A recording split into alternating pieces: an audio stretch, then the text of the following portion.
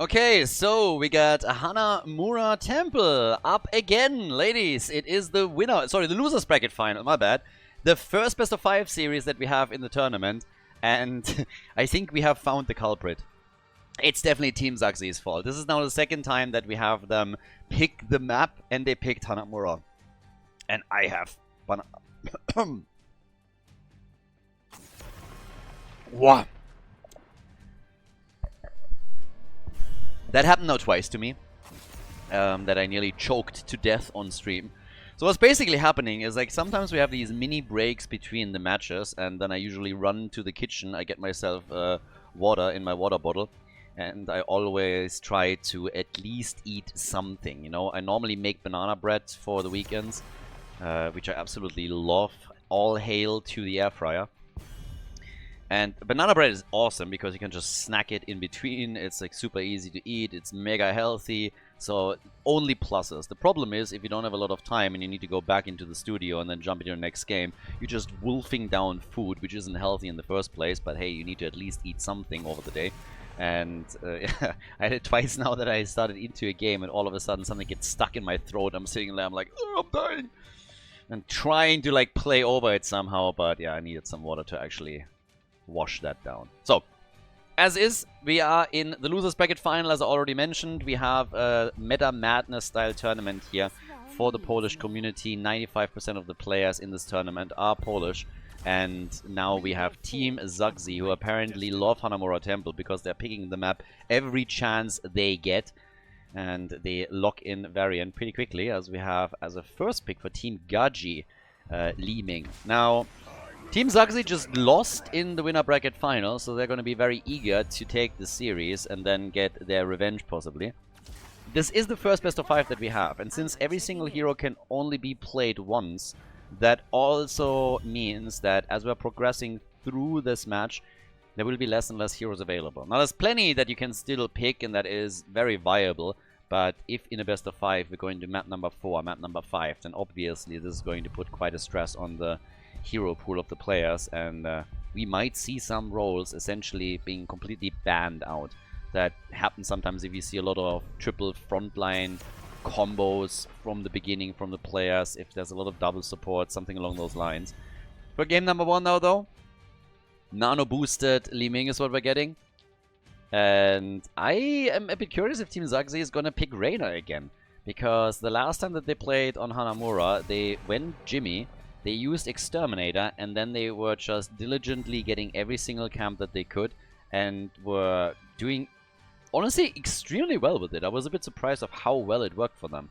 So, part of me really wants to see that again, and they are picking similar heroes. They played Rhaegar the last time too. Here comes Leo, and now they're going a completely different way. Completely different path right now. We get Leo, and we have Maiev. Alright. So, yeah, we'll see how that works. The Jimmy play that they executed, that was a bit... It surprised me how well that actually worked for them. But right now, well, let's have a bit of a look at what the red team is gonna do here. If Team Gachi can cause a bit of an upset, they are still the underdog heading into this. They are the ones that go for Reyna. And we now have Chen for the red team. Part of me is wondering if on the last pick, Team Zaxi was still hoping to take Reyna themselves. They certainly don't pick very quickly. So yeah, that's certainly one thing. But, okay. Let's see. It's Zul'jin. I think they wanted Jimmy, and now they're deviating over into Zul'jin. Hanamura Temple, best of 5 series in the loser bracket final, everybody, here at the Sisters Call Cup. And we're going straight for map number 1. Team Zaxi on the left in blue with the man himself, the captain, on Zul'jin, playing You Want Axe on level 1. Well, on the baseline, his level 1 is Bone Slicer. I guess you play both on level 1 more or less. One is just not all that optional. Harkness is playing Varian. We got Aldante on Rhaegar, Whitey on Leoric, Akunis is playing Maiev, and over on the right side of the map we got Balor on Jimmy. with Exterminator on level 1, so taking a page out of the Team Zaxi playbook for Hanamura. We have Gamer Boy on Li Ming, Paulinka on Ana, Gachi on Murden, and Hammerine is playing Chen. And as we're in the early stages, huge shout out to Doven Wolf, who actually just gifted a bunch of subs on Twitch here on the live stream. So big thank you and a huge shout out to him. Thanks a lot for the support. And talking about supports here, we need a lot of support from Medivh. Yeah, he is already accumulating a few baseline stacks, but we need all that portal and shield support that he can possibly give. So we'll see what we're gonna get from that. Gachi is gone, and that's a quick kill on Muradin. So for Team Zagzi, a very nice start into the game. First blood already within the first couple of seconds. So essentially he just laubered here. We now have all the way up at the top Chen doing his thing. And yeah, fairly solo. Leo is going to give him some company as the first Sentinel is up and the portal rotation is happening. I mean, these things are pretty much mandatory. Sentinels are definitely the strongest camp that we have just in general. So you want to get this as quickly as you possibly can. And if your opponent doesn't take care of it, then they are going to get punished pretty hard. So yeah. Jimmy also, they are going for a bit of a parallel play here. And he will have to give that up. The portal is ready, and that means that they have an easy turret that they can take. The red team is not getting here in time. Yeah, turret might have to be dropped by Varian though. He was low, but he is able to move out, and there's all... Oh, Suljin gets body blocked and gets killed. There it is, the counter kill. Kill number 1 for Team Gachi. So, good for them. 14 stacks for Medivh, 4 for Suljin. Yep, and instantly more camps. It's just like camp clear, camp clear, camp clear. Chen is saying hello. Is actually doing a pretty nice Skinergy play over here. Mount plus skin work out quite nicely. Still, War Master Chen is obviously the best, but I like casual Chen as well. I like more the casual style here, and the mount choice is fitting quite nicely. But we have more aggression now, and this camp gets invaded by Team Gachi, so it's not the blue team alone that can get aggressive here. More hits coming from Suljin, good for him. Means that he's able to get some additional stacks for his baseline, and thanks to the taunt that we're getting from Medivh, he's teeing the auto attacker up again. If you have Chen against you, that oftentimes also means that you can, of course, fire away at him while he just drinks and drinks and drinks. But here comes the quick move with the portal as they're rotating back out, and so far it's actually looking pretty good for, I would say, the blue team, considering the stacking progress that they're making. Early progress for the red team, a little bit ahead in experience and everything, but when you're thinking about it, long term, it's the blue team that has more scaling options, thanks to not only Suljin, but also Medivh. He is already sitting at 20 stacks right now, so only 20 more, and he's going to complete his quest here. But ooh, Muradin, yeah, that could have been a kill. Suljin, though, he needs more hits. He's already sitting at 7 stacks, might be able to hit a few more auto attacks against Muradin, and does. So he's actually not too slow on the stacks either. He's 3.5 minutes in, sitting at 8. If they can force a few more fights and a couple of taunts with Varian, then they should be able to get him very quickly to a couple of quest rewards. And especially with Muradin now coming in, they want to go for Medivh, and boy oh boy Akunis, you need to be super careful. At 26 stacks, that's nothing. There's way too much that you're just gonna be okay letting that go. So he needs a heal, and he needs it quickly. Being this close to the action is putting him straight into the line of fire. Varian goes down as Suljin stacks more, and now with him gone, they're actually going for the Sentinel. So I like the way the Team Gachi is currently rotating from one play to the next, and this is big for them. Taking the Sentinel away is huge, so really nice plays by the red team. Game didn't start off well for them as they lost one of the heroes and lost first blood, but this is at least a good start. Sentinel doesn't get too much done, half of the towers down, that's all. But obviously the red team is now taking their own at the top too. 32 stacks for Medivh, getting closer and closer to a completed quest. Yep, using Muradin also for another hit. And Suljin is with 9. I mean, we can take a look at the damage output. 9,000 damage for Suljin, 17,000 already for Li Ming. I mean, Li Ming and Jimmy are just so far ahead when it comes to just the sheer damage output that we're seeing from the team is ridiculous. And Suljin gets blown to pieces. Yeah, all that damage is a bit too much for them to handle. Medivh trying to get away, as does the rest. Medivh is currently at 38, so only 2 more hits and he is good. After that, he can sacrifice himself if need be. Oh, and he risks it. He risks it, and he gets the connect. So, quest completed for Medivh, and now he can feed all day, every day, as much as he wants to. Now the objective is more so to keep Suljin alive and allow him to get his auto attack so that he can stack his baseline quest a bit more. We're having... yeah, well, a couple of shots remaining over here. With the objective, obviously, the first one claimed by Team Gachi. So they're applying pressure down at the bottom of the map. Oh, nice taunt. Jimmy. Also some additional attack. Oh, they're coming in hard with that portal. Yeah. A few more stacks for Zerxi, potentially. Being quite aggressive with this. There's a full 5-man down at the bottom of the map now. The one thing that I find a bit sad is that with the reworked Suljin, reworked again at the beginning of the year, so it was a while ago. But we are also not seeing a lot of the level 7 stacking in competitive play. It was just so fun to see the level 7 stacking, to see like the endless stacking on level 1. But all of that gone. Was that really necessary, Blizzard? I don't think so. So yeah, a bit of a shame. Was that really the problem? Nah. Level 10 is in.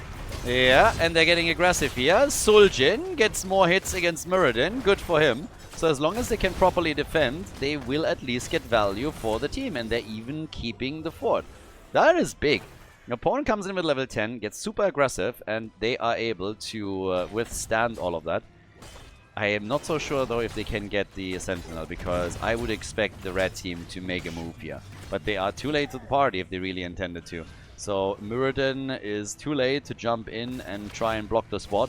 So even with level 10, Team Gachi is not getting a lot of headway. They might still be able to get the bottom 4, true, but that has already taken damage previously. So all in all, not a ton of progress with the early heroic ability. Instead, we have now the blue team with their own. That gives us the Taz Dingo, and we also have the Leyline Seal, plus of course Ancestral Healing for Rhaegar, so that's the next. And well, with that, here comes the play for the bottom wall. The Sentinel is just dying too quickly, so not anything that they can do on this. Full control of the map, by the way, with the 2 recon camps in the hands of Team Gachi, so that allows Chen to identify the rotation super early, so he can just simply fall back a bit. The blue team is starting to take some of the control back and wants to also go for the fortification camp, trying to get a turret here. It's a little bit more of a tamer performance here. I think the next objective is probably we're going to see some more action.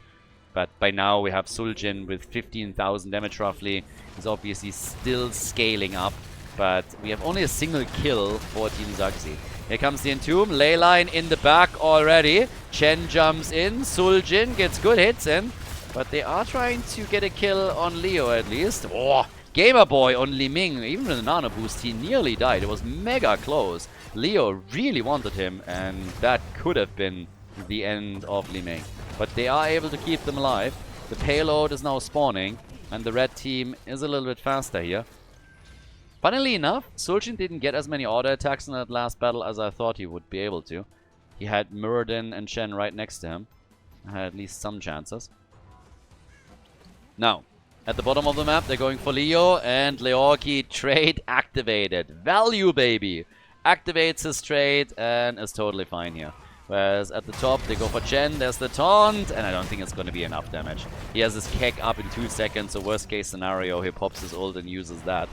The payload's still active, and the red team is getting this closer and closer.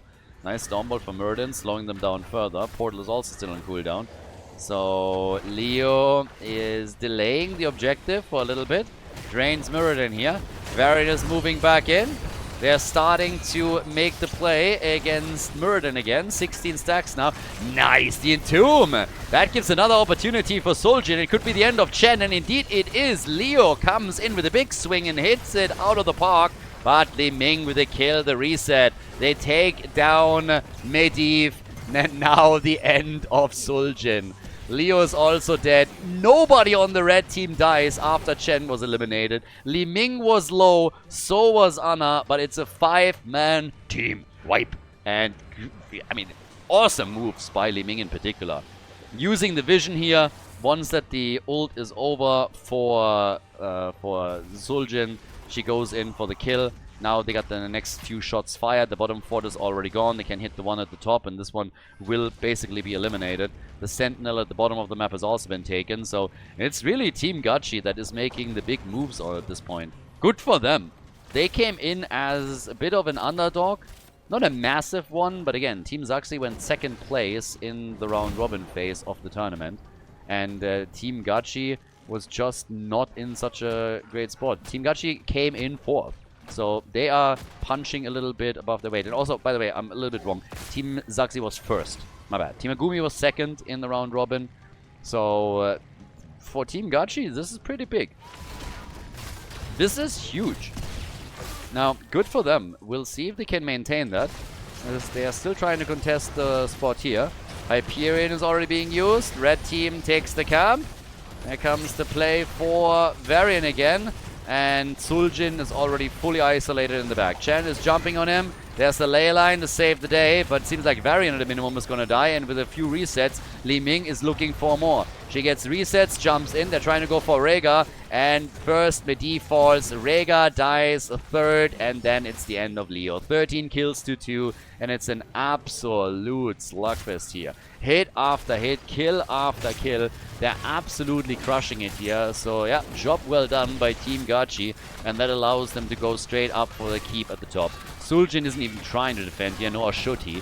As soon as he pops his head out, he's gonna get attacked and murdered. So that's level 60 now on the board, meaning an entire talent advantage and a 3-level lead for the red team.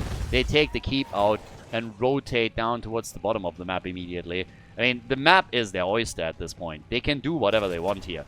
And I assume that for the blue team, it's also a situation where they are basically going, guys, this is over. They would need, I mean, how could they turn this? I honestly don't know. The lineup that they have doesn't work that well. They don't have a massive burst that they can use to instantly take a target down. If they're somehow able to get Suljin to a point where he can just fire away and get a kill, then yeah, maybe. But as long as it's like proper 5 versus 5 battles, it's going to be super difficult with this. They can use an Entomb, yes, but they don't have Buried Alive. I don't think the game is going to make it to level 20 for them if this pace continues. So they're just continuously getting attacked here. The damage output that we're seeing from... Yeah, Leoric is dead again. The damage output that we're getting from Reyna and from Li Ming is just too much. And even with the ley line, they're setting this up now. Here comes the damage. Muradin jumps in again, misses the Stormbolt. Hyperion is out. They want Rhaegar, and the Self-Ancestral had to be used in order to keep him alive here. As the tower at the bottom drops, Suljin is gone. The keep at the bot lane has taken some damage too. They're going for the Sentinel again. Will likely push with it, but finally Li Ming is down. Okay, Maiev is able to kill Li Ming. Rest of the team was busy on the mercenary camp, so not too bad. I expected someone to try and go for the objective too, but they feel that with the Sentinel they can take the keep out. And for good reason, it's definitely going to do damage. Suljin isn't back yet, but yeah, they're falling back still. With the catapult also doing a lot of work here. This is a lot. That keep is super low. And they can of course now play for the objective, for the payload, and try to end the game fairly quickly. But at least we got another kill for Team Zaxi. So if they can make a few more moves like that, then hey, good on them. Maybe they have a chance here. By now we got also Polenka starting to, well, vote a little bit over. Anna hasn't died yet, neither has Jimmy. Jimmy with 46,000 damage, 55,000 for Li Ming. And we got 33k for Suljin, who to be fair, is getting a little bit closer to having a bigger impact with his 24 stacks, but it's just nowhere near where he needs to be in order to bring the big numbers. So now Li Ming again jumping in, out they go for Leoki, and he's dead once more. Leoki gone, the portal escape, but even that is problematic. Suljin falls once more. Chen is on them right away. They eliminate Medivh, and this is basically lights out. It's another follow-up kill against Rhaegar. 19 kills to 3. Only Varian as a survivor, and that is just too much to handle. So, as it stands right now, here's the attacks that are coming. We got Harkness, focused. He's gonna die too. They're going for the 5-man team wipe, and that is the lead. Team Gachi with the victory in game number 1 of this best of 5 series here at the losers bracket final of the Sisters Call Cup. GG and well played. We're going to head in game number 2 in a second. Guys, if you enjoy the content, if you like the coverage here, please subscribe to the channel and like the video. It really helps to spread the videos to people that were interested in Heroes of the Storm in the past and might rejoin the game. So spread the love a little bit, help to promote the games here, like and subscribe, and I hope that you enjoy the rest of the series. Well, second map, Team Gachi is in the lead, and we're going to Towers of Doom now. It honestly seems that Team Zaxi is getting slapped around a little bit. They had a decent start into the day when they won their first map against Team Agumi. But after that, nothing really went their way in the winner bracket final. And they lost 2 in a row to get dropped down into the losers bracket. And here, the theme essentially continues. So they finished first in the round robin group. But right now, they're getting a bit crushed. Obviously, 10 heroes have been played. Can't be played again, which means that our hero pool got reduced even further. House of Doom is always a little bit different when it comes to the playstyle, so you can go for a variety of different comps here to try and make them work. It's not quite... It doesn't have as much momentum, I want to say, than on other maps, so you can just like go from one keep to another, take those out. But I am fairly interested to see the reaction of the blue team, because they gotta change something. I mean, things haven't really worked for them. Falstad gets banned because it is a big global map, but that leaves Junkrat up, and of course that's an easy pick. Kel'Thuzad, very early Kel'Thuzad pick in game number 2 already. There's definitely still plenty to take here, but they go for Kel'Thuzad. We get Mal'Ganis, and then on the other side we have Uther, probably as a solo support. Don't think this is going to be an Uther main tank, and here comes Arthas. Okay. Alright. The Junkrat pick alone is big. With this many heroes banned out, he is a fantastic choice. Absolute S tier. So, him not being banned, they took it right away. The problem is that Team Zaxi just simply... They looked at Falstad and said, okay, it's a big map, your first pick, we don't want to go up against the global. That's going to get too tricky, so we don't want to deal with this. Now, Azul gets banned too. We still have also Cho'Gall up. I don't think that with the heroes that we have already claimed that anybody is going to go for Cho'Gall. But game number 3, game number 4, this is where I definitely could see a Cho'Gall pick. Bit map dependent, of course, too. Deckard Cain. Lots of AoE control and slows. I wonder if they... I mean, what are they going to get together with Arthas at that front line? I like that we see more Arthas. It's not only because there's a lot of pre-banned tanks, but of course Arthas was, for example, used in the Captain's Clash too. Auriel and Sonya. So Morgana's Sonya at the front line. Auriel for the heals. And then Kel'Thuzad. He's gonna be one of the main damages. And of course control too. So that's another one. Whereas over on the right side, after their victory in game number 1, we get Malthael. Very likely last rights for him. I guess you could go Tormented Souls with the Divine Shield. And Tychus. Okay, so Junkrat and Tychus for the range damage. Pretty typical double front line, double melee front line, double range back. And now last choice. Are they completely shielding Kel'Thuzad with a triple front line? Or are they actually adding a second range damage?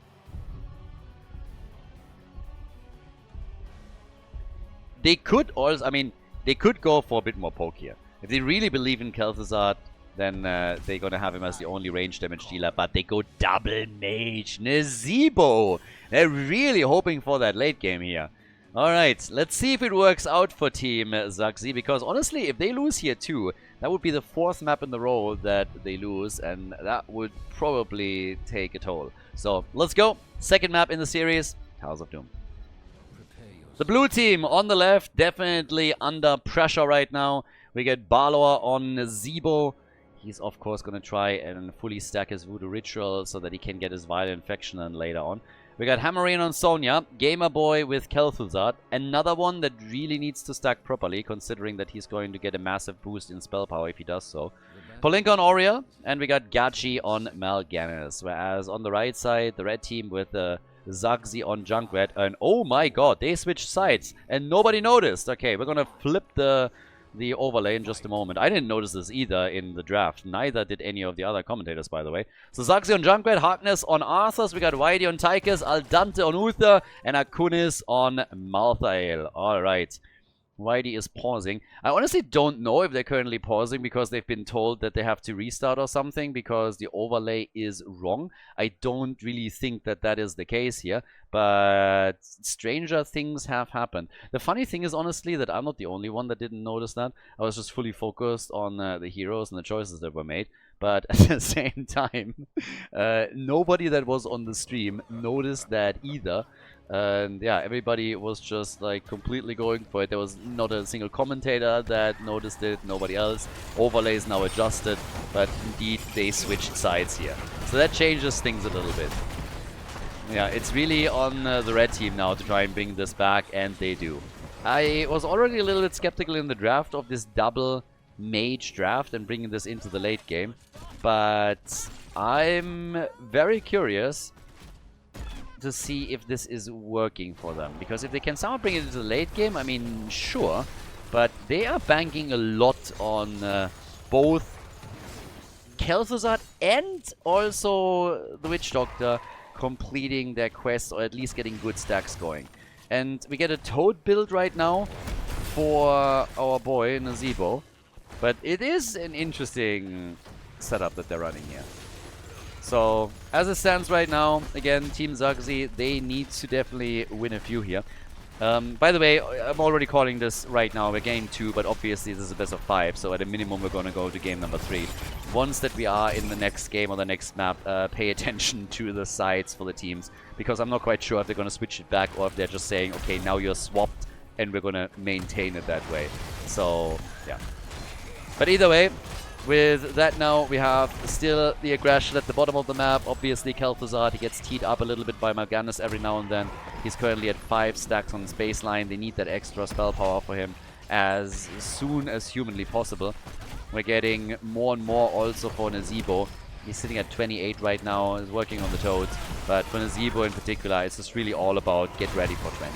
And they can't just completely lose the game until then. But if they're just barely holding on, that is still fine. That's still enough. So, currently we're getting in the rhythm for Tychus. And they might just get the kill here. Ah, the heal. But they get the kill on Oriel, aren't they? No, they're not. Oh, maybe. Nope.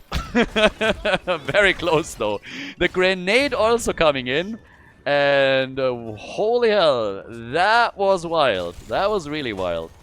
So, that could have been kill number 3 for the red team, but they weren't quite able to get that grenade connected.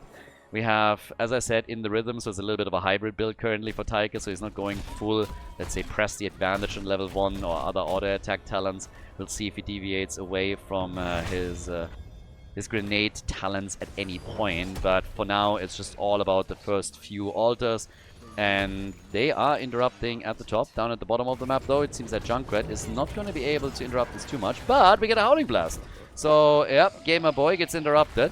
At the top left, the fight is also going pretty ham. And that means Mal'Ganis goes down. Sonya has to retreat. And that gets them 2 out of the 3 altars. So the red team is actually doing pretty okay, because they're also interrupting consistently at the bottom of the map. And the rotation is now coming. So Team Gachi is on a timer here. But they are able to get at least 1 of the 3 altars. It would have been crazy if they lost all of them.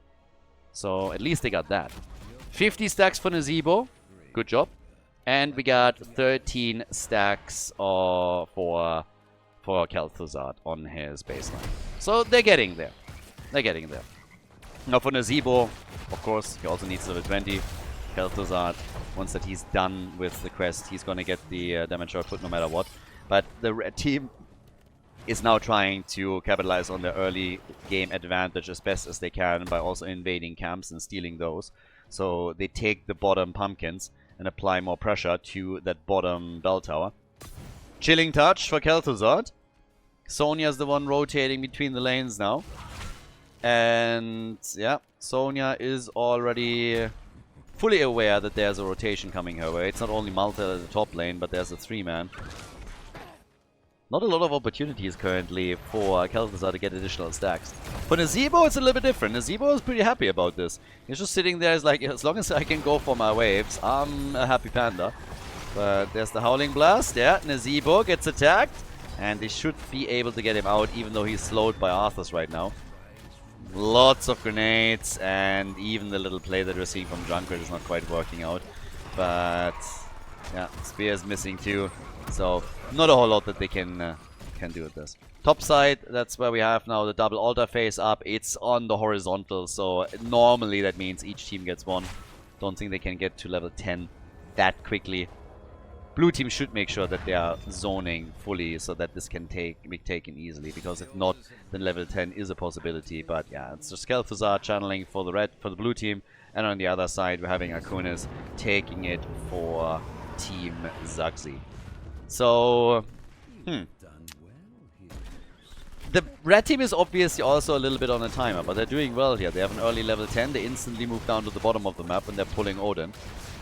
So they are trying to get this bell tower as quickly as possible and then use that to control the bot lane, get those pumpkins, and slowly and steadily increase the pressure on Team Gachi and take him out here. But more and more stacks also coming in for Kel'Thuzad, sitting at 16 right now. A few more opportunities here as we speak. And so does Nazeebo. Nazeebo is now on 94 stacks. I mean, 100% he's going to complete the threshold. He just needs to make it to level 20. So it's all a question of how long can they endure, and can they then leverage Nazeebo to run the show. But we also have 10 stacks on level 4 at this point. Yeah, well, a few more hits potentially from Kel'Thuzad. You gonna get another hit here? It's at least, well, not enough. He's at 18. Leap is in. Oh, and they're teeing them up already. They want a Divine Shield. Oh my god, that is. He didn't hesitate at all. But there's the leap. Whoa! Big hit on Uther. Do they have the damage? And the answer is maybe. Yes, they do. Uther is gone, and boah, Tychus nearly died. The ghost of Uther kept him alive. Yeah, if not for the Uther ghost, it would be a double kill, but they only got one. Still, that was exactly what they needed. First kill for Team Gachi, and they take down Uther and have now maybe even a shot to go for that altar quickly. Without sustain, it's definitely going to be more difficult for Team Zagzi to take this. Funnily enough, these two are first. So now we have Arthas moving in, Uther is back. We have Divine Shield, by the way, plus Tormented Souls. Haven't really pointed it out yet, but I mentioned it during the draft as a possibility. Aegis. They try and go for Mal'Ganis, and Gamer Boy is alive, at least for now, and they're trying to turn it on Tychus. But they can't get that kill. Good heals though, but that fight is not over. 21 stacks now for Kel'Thuzad. Odin activated, but Tychus had to jump out of the fight quickly. 32 stacks for him, and Malthael gets targeted and nearly killed. Makes it out of the fight somehow, which in and of itself is already crazy. Good on him though. But that's a quest completed for Kel'Thuzad. Channel attempt is coming in. Whip misses. But Kel'Thuzad is getting closer and closer to get that massive damage increase through the quest reward. There's another leap. And they get the Divine Shield out in time to save the day on him. The problem is that Uther might again die. The follow-up was just not strong enough. But the fight is not over yet. Barlow had to retreat too, so he was super low there. Taps the fountain as he starts re-engaging. We have 26 stacks now for Kel'Thuzad. He loves this. The endless brawl that he gets presented with here in the middle of the map is fantastic for his stacking progress. Level 13 talents are probably going to put an end to that team fight soon, though. Team Zugzi is doing well on that end, and it seems that Team Gachi is just falling back now. They're like, well, we should probably not fight this one. That advantage is a little bit too much for us to handle. So the shots are fired, and the core is now down to 24 points. Their big fear is getting snowballed. That's the big fear for them. Once that they are starting to lose heroes, fall farther and farther behind, and get snowballed, this one's over. If they can just somehow hold on, they will be rewarded. Once that the quest is done for Kel'Thuzad, once that the quest is also done on the side of Nazeebo, who gets killed, they could bring this back. Kel'Thuzad also a little bit low, has to go through the middle, and that was just a really bad thing for him. Arthas dies too, but I don't think they care too much. So another nice push from Team Zugzi. They know that they're on a timer. They know that the scaling is just too strong. Kel'Thuzad is now quickly back to business. Again, obviously already sitting here with his level 4 talent. So can start to stack that up again. He's on 28 stacks also for the baseline. So that one is pretty darn important. And only 2 are missing, and then his damage output will increase. And already, when we're looking at the damage, it's 20,000 for Nazeebo, and we have Kel'Thuzad on 16,000. Again, it's decent, it's not crazy. Also still a double mage, whereas we have, for example, Tigers on 30,000, and then 26,000 for Junkrat. But here's the next Altar spawn coming up, and technically, this should be the moment where Kel'Thuzad is able to complete his quest. And then his damage will be a little bit more impactful. Nazeebo at 134 already. Divine Shield is out immediately. Divine Shield is out right away. Leap misses. Sonya misses the leap. They got rid of Arthas very, very quickly as this started to play out. 29 hits now. Another attempt. That one not working either. Arthas is moving in. They're slowing down Malthael. Oh, Malthael is gone. We're slowing down Mal'Ganis here, but Malthael gets killed by Sonya. So that's 1 down. It's a 4 versus 5 now. And the quest completion, there it is. Mal'Ganis is dead, but the quest is completed for Kel'Thuzad. Well done by him. And they get Junkrat too. They turn it on him quickly. They take him down. And now Gamer Boy wants to go for Arthur. So they're starting to apply more pressure. And he's starting to rack up some solid numbers in damage as well. 75% extra spell power for him. They channel the altar and they get the shots fired against Team Zugzi. Still behind in experience and soon dropping in a talent. But this is, so far, still pretty good. And again, we are on level 15 right now. And we are in a spot where nobody is getting crazy momentum. So Nazeebo is getting closer and closer to a situation in which he can fully capitalize on his level 20 talent, the Violent Faction. He needs 25 more minion stacks in order to get to the threshold, and that should be mega easy. I mean, shouldn't even be problematic at all. So, yeah. Couple of Toads again, and big damage already against Arthur. Yeah, he doesn't like that at all. Toad build can be nasty against structures and also against opponents when they start clustering up. So, yeah, he's getting the numbers in. 16 on both sides now, which also gives us the Wrath of Heaven. Even more spell power. So, yeah, it is an absolutely mage dream here. We got 31,000 damage now for Nazeebo, so he's getting there. He is starting to close out. He's a 3rd highest damage dealer in the game now, just behind Tychus and Junkrat. Double altar phase again. Nice, good hit. Look at that. They're forcing Malthael back. Sonya did not have the cooldown anymore for leap, or that would have probably been a super swift attack. But Kel'Thuzad gets killed again. Kel'Thuzad is gone. Had 9 stacks on his level 4 at the time. So he's down for another 30 seconds now. But they might just get Arthas. Arthas is a little bit low. Gets put to sleep again. And the heal. Some of these heals that we're getting are absolutely crazy. I mean, obviously he has the Legion as well on 10. But Uther has been doing such an amazing job throughout the game to ensure that his allies are not consistently dying. There's a triple altar phase now up for grabs, but with Kel'Thuzad missing, I'm not sure if they can do anything here. So the Toads come out, Uther has to retreat, gets interrupted again, but I think that's where it probably ends. So they're going to drop down to 16 points on the core. Nazeebo is essentially done with the stacks. 4 more, 1 minion wave, 1 good hit, and you're done. But they need 3 more levels. 3 levels that they have to survive. Yeah. So they're getting the hits here. So threshold has been reached. A bit of an attack at the top against Sonya. Might have to use Leap in order to get out. And does. So easily jumping out here. Now, when it comes to damage output, 38,000 now for Nazeebo. We got 25,000 for Kel'Thuzad, so he is still trailing, not only in the mage battle, but also compared with most other heroes in the game. Funnily enough, he's behind Arthas, behind Malthael. So, and just barely on par with Sonya. Level 4 quest is once again done for Kel'Thuzad, good for him. But Team Zagzi is now getting more and more aggressive. And they have to. They know that Nazeebo in the late game is going to be a huge problem to deal with. So they don't want to get to a point where they really have to face off against him on an eye level. So they are trying to just get a couple of bell towers converted, get their blue team low in points on the core, at least into the single digits. And none of that is currently playing out that way. So 18 is in for Nazeebo. Kel'Thuzad also with decent control and damage. And yeah, they're going for the next attack right here. Arthas with a Howling Blast. Nice. Nazeebo has Ice Block if he really needs to use it. So far not the case. By the way, the level 1 quest still not completed for Nazeebo. Just saying. So that he still wasn't able to take. Okay, and yeah, Mal'Ganis just moved out here.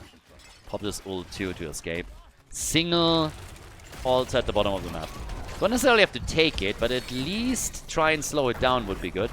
Yeah, they get the hits in. Should be able to get the kill. No freaking way. What again? How are they always surviving? This is insane. The second altar has just now been channeled by Arthas, but it's absolutely mind-blowing to me that they were over and over able to save their heroes like this. That's nuts. Auriel is dead.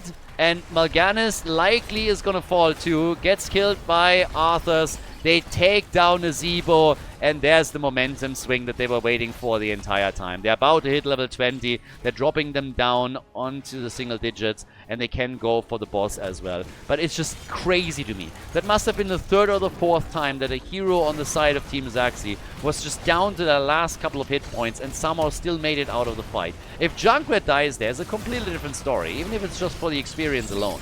Now we're looking at Reaper of Souls for Malthael. We got the Bulwark of Light. And yeah, Kel'Thuzad somehow survives, gets away. But the bell tower is of course taken. 5 shots are fired, and now they're likely just going to go for the boss at the top. Actually, they're going to go for the bell tower in the middle, I would assume. That one is easy pickings right there. So, full on control. They're going for neither. I mean, they tapped the fountain here. I really expected them to go for the middle a bit quicker than they are actually doing. So, they still want to grab it, and I think they can. Half a level until 20. They're trying to retake the bottom of the map. They still need to safeguard that boss a little bit, though. That's a big problem. But, yeah, I mean, look at Nazeebo can take structures down like crazy. That's totally nasty. So there's level 20. Violent Faction. This is the big one. Now with Violent Faction, is this enough to turn the game around? Nazeebo, at this point, has 51,000 damage. 51,000 hero damage. It's the top damage dealer for his team. He's behind... He's on the same level as Junkrat. Junkrat and Nazeebo have essentially the same damage output currently. So we're going to keep an eye on that. Leap missing again when even Crater and misses it completely here. Mal'Ganis is coming in. Maybe a bit too aggressive. I mean, honestly, they are committing Sudoku here. I have no idea what that was. Way too aggressive. Divine Shield on Arthas. Now they're trying to go for the next kill. And they are hyper aggressive on this one. Sonya's a bit low, but Arthas goes down, so at least it's a kill for a kill here. Funnily enough, Tychus was essentially dead and somehow made it. The spike misses. They're still trying to go for Malthael. Oh my god! And the spiders take him down. Spiders drop him. 65,000 damage. So Nezebo with Vital Infection is already crushing it. Not only has he taken over the top spot in damage in the game, he's also surpassed Junkrat by 5,000 damage now. And yeah, here come the next attacks. Oh, careful. If you are getting killed, Nezebo, then this game is over. So yeah, they need to try and hold that position. It's 3 versus 3. And it is just one connect after another. They need to get some of their heroes back. Especially, of course, Mal'Ganis will be here soon. They just need to buy time. They don't need to take this right away. Buying a little bit of time is more than enough. Drop some spiders. Just make sure that he gets properly healed. Oriel should have a lot of hope as this continues. But, yeah. Once again, look at that hit! Look how much damage that was against Junkrat. Just that alone. And there comes the next play. No follow-up with damage, though. It's a really bad position for the altar, and they're fully aware of it. So they're trying to claim it, and it gets interrupted again. Tychus is looking for the grenade. It's too short, though. Howling Blast, and it connects. But Junkrat is low. Junkrat is low once more. Malthael, and they get it. They get the shot. That was an important one. Hitting this one was mega important for them. Riptire, they need to save Nezebo here. If they can get more, then that's great, but they need to make sure that their main damage dealer is not going to get dropped. So once again, the attack here from Arthas, as he is absolutely trying to run them down. Riptire's coming in too, and boah, what a game all of a sudden. Death's Advance right there. With this, we're having the attack at the bottom of the map again. 6 kills to 12 now, 7 points to 16. They're trying to retake this, but again, Nezebo, even if they take it, Nezebo can retake it super quickly. Ult is already used. Yep, and here comes the damage. And Malthael is about to go down. Uther is already dead. Uther is dead. Arthas is in trouble, but he survives. Uther goes to the rescue. But Sonya is coming back in. They still want that kill. The spiders not hitting. Yeah, you need to hit those spiders and you need to hit them hard. But Nezebo is just absolutely crushing it here. One connect after another gets those toads in, and they are applying pressure, pressure, pressure at the bottom of the map, even as they have to push into Odin. 76,000 damage. Junkrat, though, has overtaken Nezebo. Junkrat used that situation at the top right to just get one grenade hit in after another. They can't take the bell tower. They might be able to take something here. Not quite yet. Nezebo, lots and lots of damage for him. But still needs better connects. It's just crazy to me. When you connect anything with toads, it's just nuts. If they can somehow stun someone into a wall, for example, just a simple whip from Oriel and then connect the toads, that is just going to be an enormous amount of damage. But as it stands right now, they want that channel, they want those 4 shots, and the red team is most likely going to allow it, which will put them down to 12 points. So 7 to 12, that's a much more reasonable gap from the perspective of the blue team. More toads, but as I said before, you have to get them close enough to the bell tower. And they don't want to push into this too hard. Gotta be careful around this too. 223 stacks from Nezebo. So he's obviously benefiting heavily from this. Just survivability in general and mana pool. Yeah, and Malthael, you know that he sits at the top. Okay, Mal'Ganis moves in. Tries to slow them down again. Instant Divine Shield. And Mal'Ganis is in trouble. Mal'Ganis in trouble. Riptire's coming out. And I was waiting for him maybe also using his ult. None of that happened.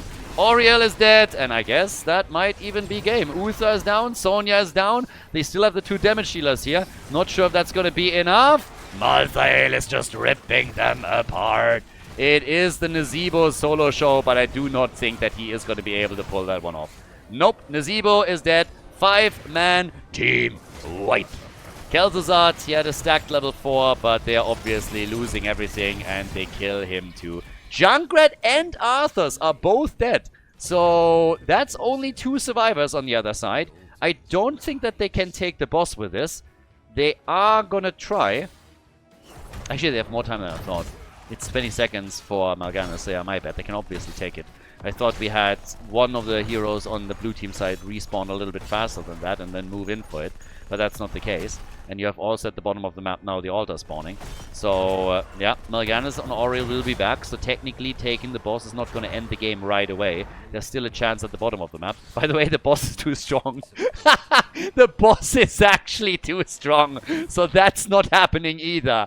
Oh my god, that sucks for them.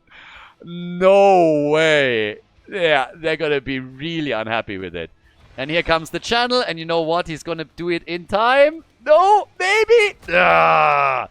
Yeah, the fight is still going to happen. They might have to let that go. Sonya's actually double-checked at the top. Now they're moving in with Nazeebo. 18 kills, 210.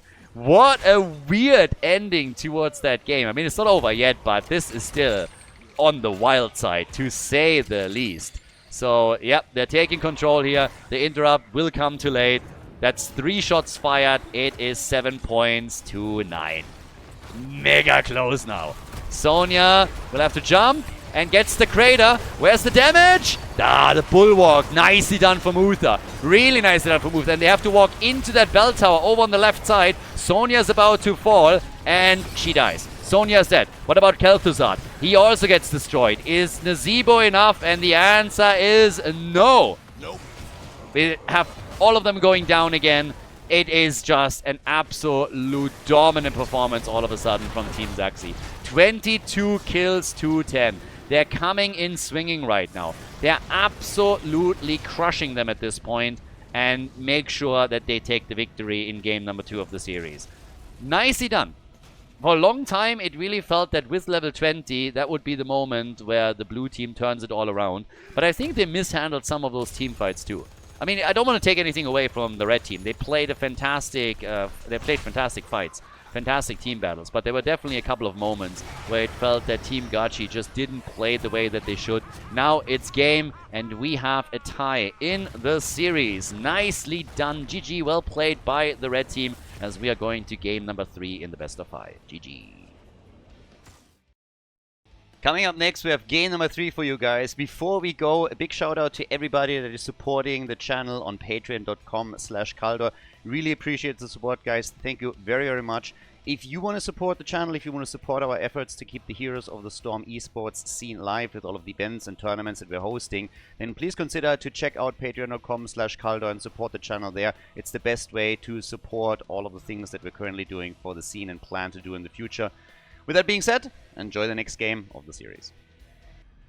Battlefield of Eternity is our 3rd map, and right off the bat, the sides have been switched again. So they have been reminded that they please keep to the sides that were initially assigned, which means Team Zaxi is supposed to be on the left, Team Gachi is supposed to be on the right. So, yeah, that's exactly what we're getting right now. We have, and we are going to maintain that for the rest of the series, hopefully. But at this point, we got Garrosh banned out again. The series is now obviously dead even in our best of 5. We have 20 more heroes that just got removed. And it will get fairly interesting. I still maintain that with Nazeebo finishing his quest, I think there was a little bit more that Team Gachi could have done on Battlefield of Eternity to win it. I think there were a couple of moments where they were just going way too YOLO. There were also a few moments where I was just like looking at Mal'Ganis and I was like, dude, use your ult? Hi? I'm not quite sure what exactly happened there, but there were definitely a couple of seconds where I was just like, ult when? And it just never really worked out. But also kudos to Team Zaxi. They gained some momentum, they ran with it, and they absolutely murdered them. So, for now, we got good old Anubarak and Urel banned out. Even a ban on more mages. So that eliminates Orphea. Am I crazy, or are there some... Oh, yeah, one of the heroes that obviously gets banned a lot, and in this case hasn't been banned out yet, is Cho'Gall. So, Battlefield of Eternity, do we feel Cho'Gall here? I mean, Cho'Gall usually plays eventually a role in this tournament format. Sylvanas gets picked. How the hell is Sylvanas still open? That's wild. Okay, the girl was banned, I suppose, earlier, and I can't remember properly. But is Sylvanas first pick here? Not bad. Yeah, not bad. But on the blue team side, what's the play? Team Zugzi with a little bit of momentum. They finally put an end to that losing streak that they had. They lost 3 maps in a row if you count the winners final. Now we get Artanis and Cassia. And as I said, in this particular format, if you're already in game number 3 and you have pre-bans, Artanis is actually useful. People always like say I hate Artanis. I don't hate Artanis. It's not my fault that he's shit. I mean, he's called Trash Tanis for a reason. I don't hate the guy. He's just trash. That's just what it is. But that always assumes that you have more heroes available. That always assumes that you can pick other better heroes. And to be fair, Thrall would have been a better choice. But at least with this many heroes now pre-banned and not available, Artanis becomes a more viable option. And also, let's remember, it's not only that the side laners are gone. You have a lot of the damage sources against the Immortals gone too. So his level 1 quest is now also getting a little bit more of a priority. Because you have with it a really solid source against the Immortal that in this context you might need. But yeah, Trash Tanis, maybe we can get some good swaps. I would be a huge fan of Artanis getting some buffs, by the way. I want that stacking auto attack quest to actually matter. It's garbage, it's trash, it's just completely irrelevant. And if they would somehow be able to tweak it a little bit so that in a real late game you're getting good value out of Artanis there and can really run him as a full-on bruiser that is packing a punch, that would be amazing. I would love that. But that's not where we are. Maybe in one of the new patches. Who knows? With Alexstrasza taken for Team Gachi, we get Cho'Gall banned. And I swear to God, Harkness and some others, they're really trying to just give us an epilepsy attack. Every single time that he picks a hero, he just flips through skins like this and just flashes in your face. It's absolutely crazy. If I would be vulnerable to all of that, I would all of a sudden just go completely on screen and you would have me basically drop on camera. So that's an intended hate crime. He hates bald people. That's just what it is. Harkness, we have to talk, my friend. That's just not okay. If I lived in the UK, I would report him now for tweeting bad things. Don't even know if there's a Twitter account, but I don't think they would care. They would arrest him anyways. That's just how the UK rolls these days. They roll with Malfurion. We get Jaina too, so double Team Frost actually. Mei and Jaina. And on the other side, we get Kel'Thas plus Tyrael. So it's a little bit of a song of ice and fire that we're getting here. The Battle of the Mages, with Kel'Thas taking on Jaina in game number 3. Ladies and gentlemen, we're heading to Battlefield of Eternity. Let's see which team takes the lead. Game 3. Zugzi on Artanis. And of course, we get the amateur opponent. We got Whitey on Jaina, Harkness on Mei, Aldante with Malfurion, and Kunis is playing Cassia for the blue team. On the right side of the map, Balor with Sylvanas for Team Gachi. We got Hammerrain on Thrall, Gamer Boy with Kel'Thas. Alexstrasza is played by Polinka, going for... Ooh, I like that already. Circle of Life on level 1, and then we got Ardent Restoration for Gachi on Tyrael, and of course, Mana Addict for Kel'Thas. So obviously it's a lot nicer when you can get all of that done with, let's say, Stitches. But at this point, if you still can give them globe after globe, Tyrael and Kel'Thas are going to benefit from it greatly, obviously.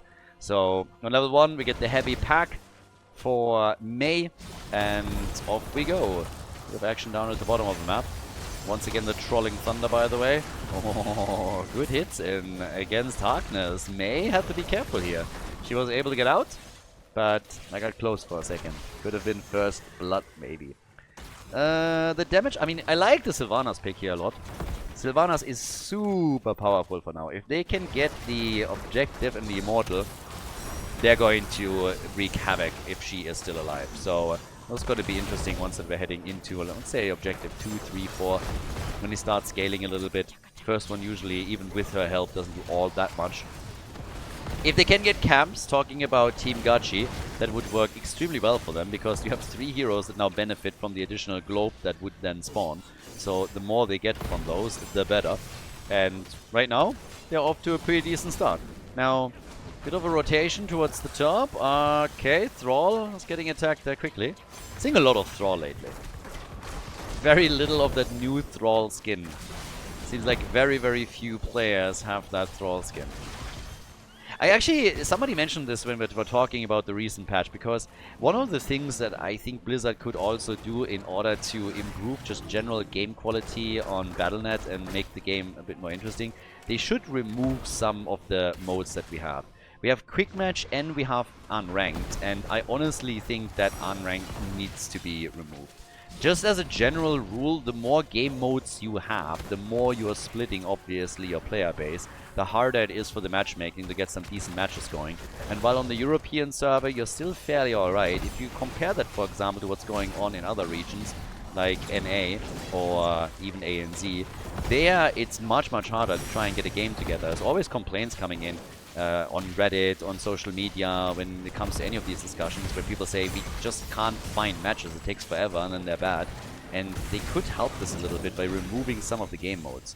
I mean, if you have a huge player base, then having additional game modes is amazing, and it really gives people, of course, what they want. But if your player base is smaller, then you don't do yourself any favors there. I was already a bit critical when that was initially added, but these days, I think it would probably make sense to remove a few of them. Now we have the first objective now coming up. So far not a single kill. Quest for Thrall as usual. 6 stacks for our globes. And yeah, we'll see how long it's gonna take them to complete them. Especially to complete, of course, what Alexstrasza is running, because once that she's done with her quest, the rest of the team should follow very quickly. Already brawling it out over here. Nice. The swap on Thrall and the kill. Artanis. Viable. Gets the kill in with his boys, and then the damage. Off we go. I say with his boys, but at the end of the day, it's a team of girls plus Artanis, and yes, I count Malfurion. First blood, 1 kill to 0. And with the halftime show already taken, this is now the moment where they can also attempt to get the whole thing with a massive, massive shield. But, yeah. 9 stacks now for Tyrael. Artanis, careful. He's still the favorite punching bag of everybody. So once you start dropping low, you need to get out of that fight quickly, or they're going to murder you. Sylvanas is doing her best, trying to defend here. And we get those additional circles of lives in, but she's obviously nowhere near to spawn globe. It's all defense now. Jaina comes in with some extra damage now. Went a little bit too deep. Honestly, I don't really know what happened there.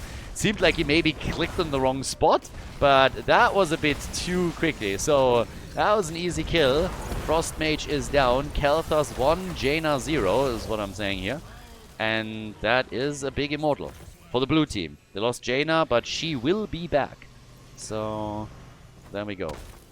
Harkness at the top. Ooh, yep, quick attack. And down at the bottom of the map, we now have Thrall in his one-on-one against Zugzi. But it is party time topside, because this could very well end with a keep, oh sorry, the fort even being destroyed. Thrall completes his quest, good for him. Nicely done against Artanis at the bottom of the map. But this is a lot of damage here. Even with the defense being set up the way that it is, since this was a massive shield and the wall was partly destroyed already, there's a huge chance right there. So, yeah, off we go. Thrall is rotating in, but yeah, it's an easy picking. Fantastic first objective. I mean, that's great. Great push from Team Zugzi here. And we now have also 11 stacks for Alexstrasza. Again, once that she's done, she will just propel the rest to get massive, massive hits in. And this is also quite nice. I mean, the heal amount being increased with every single globe, that over time, with Alexstrasza dropping those, is pretty big. It's actually huge. So right now we have another globe coming in, so Alexstrasza is 3 short. Should also be ready here in the middle, but has started to rotate down. Could have actually taken this. I think waiting just a little bit longer to get the globe in the top lane would have probably been the smart move here. But they're going to get a lot at the bottom of the map as well. But as you can see, there's currently no globe to be had. So Alexstrasza is coming in. She still needs 2. We have a bit of a leading experience for Team Zugzi right now. And at the top, the fort already destroyed, so they're going to come down to the bottom of the map. Oh, actually, they're coming in for the fight. And Artanis isn't here. Artanis is not here. Thrall can't get anything done here either. Quest for Jaina, the baseline. This is exactly the kind of situation that in the new patch is going to get interesting. So, solo push from Atanis for a little bit. He's also going straight in for Tyrael. He doesn't like him either. I don't like... Does anybody like Tyrael?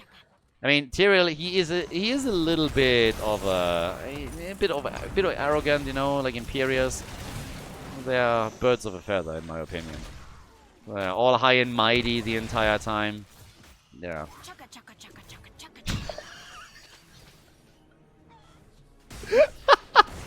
What the hell? I've never heard that before. Wild. Please tell me that I'm not the only one that listened to that. Chugga chugga chugga chugga. I have to search for that voice line. That came fully out of left field for me. Oh my god. Trash Tanis! He's dead again, isn't he? Of course he's dead. He's not good for anything else. Gets killed once more. And they also push back on Harkness. Yeah, quest is completed, by the way, for Alexstrasza. So now she's going to spawn all of those globes for the rest of the team. And that is going to be pretty nice for them. So they're going to get a lot here. I mean, at this point, we have them on the objective, so they're going to get a bit of a lead on this one.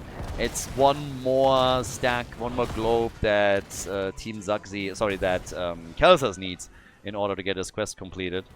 Halftime show is already done, but it's pretty much an even battle on the halftime show. The rest of them is also slowly coming in. It's all defense right now.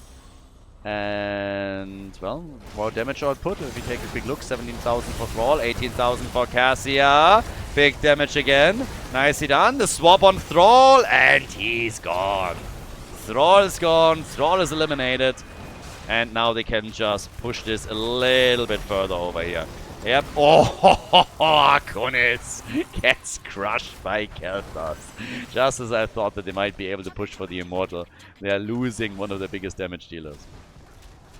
Oh boy. So, yeah, off we go. Another quick move onto the Immortal by the red team, capitalizing on that kill that they just got. That was a bit unfortunate for Alexstrasza. Gets locked down, stunned by the Immortal initially, and that's a kill, and that's a double kill. 2 down. So Jaina retaliates, gets the kill against Kel'Thas. Yeah, scores 1-1 between the two of them in our little mage battle. Ice versus fire. Sylvanas finds herself on the wrong side of the map. Is trying to jump out. Don't tell me she escapes. Do not tell me she gets out here. She goes for the Immortal together with Thrall. They get the Immortal. 50% shield, but they're losing a lot. They're losing so many heroes. It's 6 kills to 3 now. Who is that with that voice line? That's Cassia, right? That has to be Cassia. They did it again. Like, I honestly have never heard this before. Like, it's crazy to me. But that voice line is amazing. Like, I think I might have that voice line still, like the voice line archive somewhere. I have to get that one. So, for now, we have the Immortal easily defended. 25 stacks now for Kel'Thas, 23 for Tyrael. And, yeah, well, the wall falls, but you can't take the fort down like this. Too many heroes were still dead. So, I'm a big fan of the sounds here right now.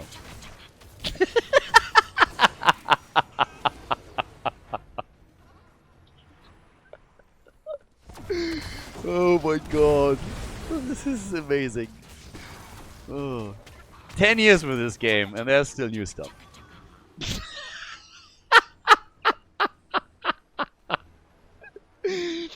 I think that, I mean, from the voice, I mean, maybe it's Mei. I have no idea who that is. But it's glorious. It could be Mei, like, I don't know. I've actually never heard, like, I've never really paid attention to Mei's voice lines, but it has to be, I think it has to be Mei. Simply because we don't see Mei all that often. Cassia, no. It's just the voice doesn't fit. But yeah, okay, so I have to look up the Mei voice lines. Look at this. The Admiral Akbar play. It's a trap! But, well, I guess they're not trapping them too well here. I suppose they were more thinking about invading the camp if it's being attacked, but that wasn't the case. So yeah, they take their own. And now we can, at the same time, drop a few more globes. That's a double globe play right there. Late game is quite nice for them. I mean, the shield that we're going to get is incredible. And then, of course, you have Tyrael too. So they're going to get a lot with this. Now, over here. Come on. Where's Mei? Come on, girl.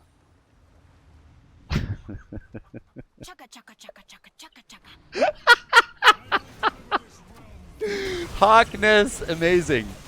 Oh, just too damn good. Come on, chugga chugga a little bit. Chugga faster. Mei, you're in trouble. Oh, blocks it, and now she's dead. I mean, that's what you get for the entire time being cheeky on your voice lines. But good for Team Gachi. Good for Team Gachi. Nicely done. He must trigger that manually, right? I mean, 100%. So topside fort is now gone. Thrall is down at the bottom of the map and is currently attempting to defend here. We have Kel'Thas with 27,000 damage, outpacing Jaina, which is the only thing that actually matters to him. When it comes to the objective itself, the halftime show isn't even over yet, and the blue team is still fighting. The Chugga Chugga is still dead, but yeah, half a level until 16. The blue team is still ahead in experience. Still ahead with XP right now. There we go. Screw the team fight. We have priorities over here. No voice line on this one. So, they start to get the action in. Immortal halftime show. It's a 50-50 between the two teams. But now they go for Tyrael. And they get the kill. Tyrael is gonzo. And they can get Kel'Thas as well. Kel'Thas is dead. Okay, so they get everybody. And now it's time to go for the objective. I mean, if that is not a Chugga Chugga moment, then I don't know what is. Chugga Chugga Chugga. Thanks for playing.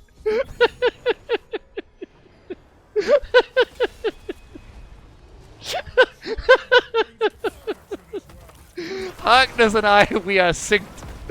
We're absolutely lined up over here. Too good.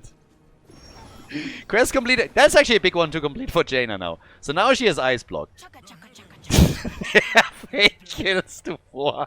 I'm really sorry, guys. But this thing, I don't know why, but it triggers. It just triggers me. It's so damn good. I think this is going to get very annoying if it happens on another map. But for now, I gotta say, it's incredible. And I'm all here for it. So, the push is happening at the top as they're breaking through the gate. They have taken both of the forts out. It's time to drop the keeps here. And they are going for it as is. So, for now, I don't think this keep is going to survive. They're going to push with everything that they have. And already they're looking for kills on top of that too. They won't be able to go for the core. But just killing the keep here is fantastic. Team Zaxi in a great spot for now. Atanis, he's gonna go down, I guess. But that's always a hero that you are totally willing to sacrifice. I mean, face it. Look at the heroes that we have on the side of the blue team and think about it. If anybody dies, who would you want to die? It's obviously Atanis. Like, he's not somebody that you would like to go and get a beer with. Bottom of the map.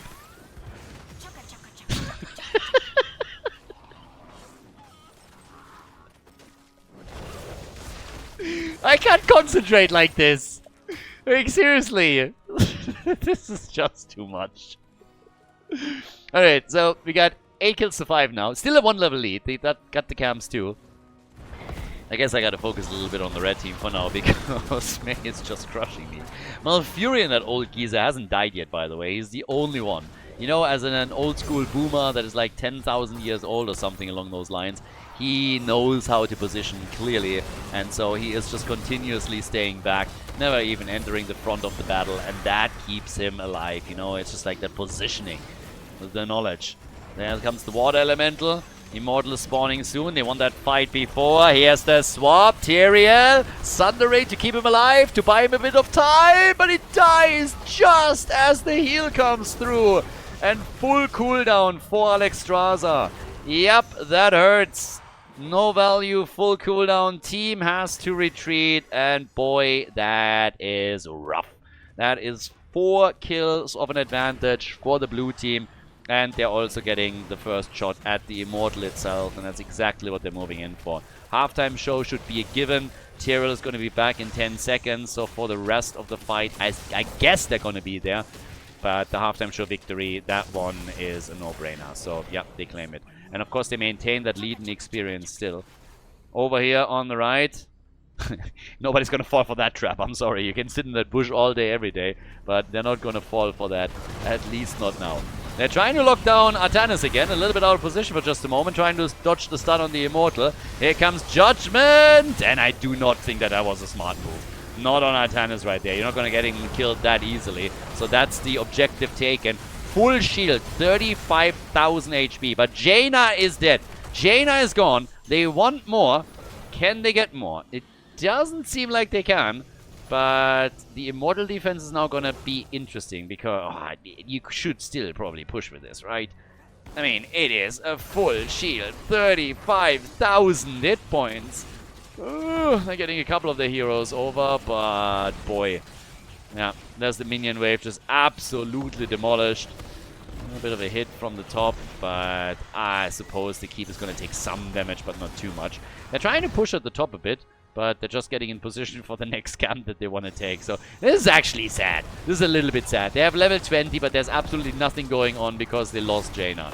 So, yeah, that's unfortunate. We're now having Orbital Bombardment.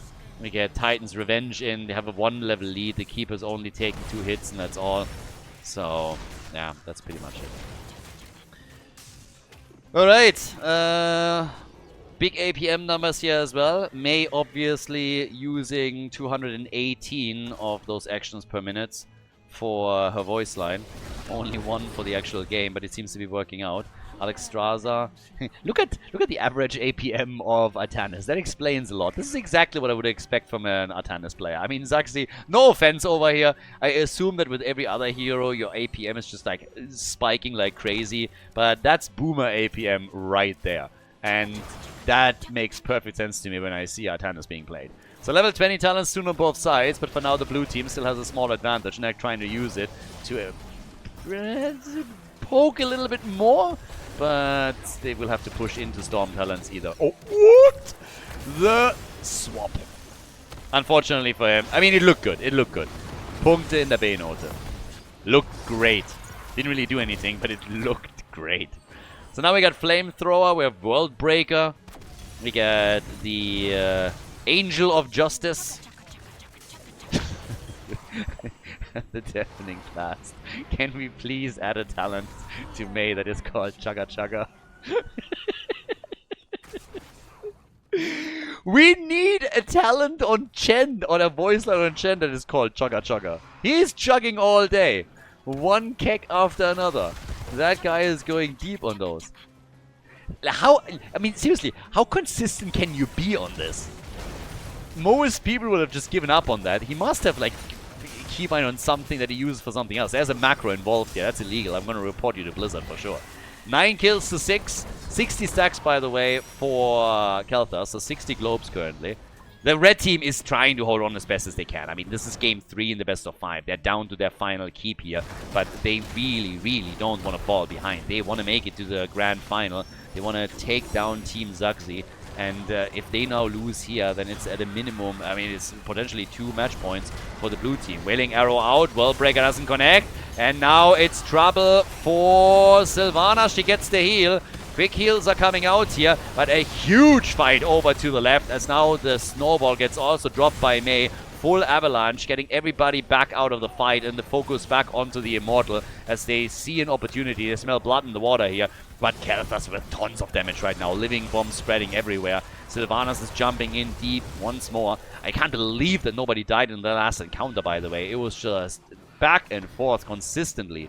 Kelthas is top damage on the red team, has more than Jaina, and here comes the poke once more from Team Zaxi as they are trying to get that Immortal. Sylvanas also had to defend here, takes possession. Malfurion is gone. They're losing a 4 versus 5 over on the left side. It's another kill as Cassia dies, and now it's time for Jaina to join them. Jaina, whoa, she gets away. Saved by Zaxi, I suppose. But Sylvanas is already on the move. Mei is coming in. It's too many hit points. She won't be able to take this. But they just lost the 4 versus 5. If you count the Immortal, I mean, again, yeah, actually, it's maybe a 5 versus 5, like, I don't know. But there were only 4 heroes over here. Sylvanas had to go back because the catapults were pushing for the core. And now they're trying to come in with everything they have to still win this objective. But it's already too late. They can stop the bleeding a little bit, reduce the damage, but Sylvanas is going to take it eventually, and they keep losing heroes. Now Jaina goes down, and this is disastrous. Guys, Team Gachi is turning it. Team Gachi is turning that game around. Impressive. Really, really impressive. So, yeah, not too bad. Just as a little bit of a side note, think about this for a second. If the red team now wins the game, that means that in every single game of this series, the team that spawned in red on the right side won. Gotta think it through for a moment, but it's actually true. So, coincidence? Shut up! I don't think so. Oh boy. Massive Immortal right now. At a minimum, they're gonna draw even instructors. So, yeah. The Sylvanas push is finally coming in. I've been talking about it in the draft, and it took us 23 minutes to finally get to a point where they can massively push with an Immortal and utilize Sylvanas properly. But this is, of course, now going to be damage on the core. The question is simply how much. Wailing Arrow, big! And again, the ice block. Jaina is alive. Jaina is alive. Sylvanas gets the heals. Harkness, yeah. Is it going to be the final chugger? Nope, Harkness is about to go down. The core is low, and they should be able to take it here. 37%. They just need to right-click it, and it's game. 9 kills to 9. Team Gachi with a 2-1 lead in the best of 5 series against Team Zaxi. Chugga chugga.